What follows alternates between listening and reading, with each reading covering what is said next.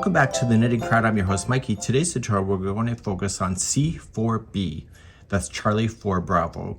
And what this means is that we want to do a cable work where it's going to be sliding in this direction by going on the back.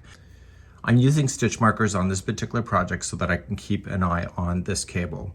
So I'm going to start off the first, and I need to slip stitch the first 2 stitches off. So I'm going to slip the stitch right here, and I kind of just go in and I kind of just pull it off the needle.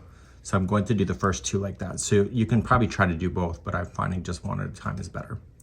So I'm going to grab the first 2, go right underneath and pull those off. And what I want to do is put this in behind, like so. And because I'm going to be just knit stitch, I want to grab the yarn up, and it's going to be in front of this cable needle here. And I am going to knit the next 2 in a row with the knit stitch. So leave this cable in behind and just knit the next 2.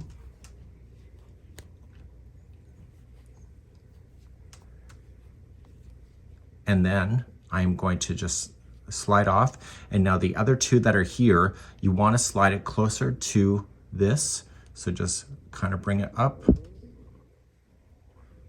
And it takes a bit of practice getting used to, and you want to knit off of this one instead. And you're going to knit the next 2. And this is a C4B.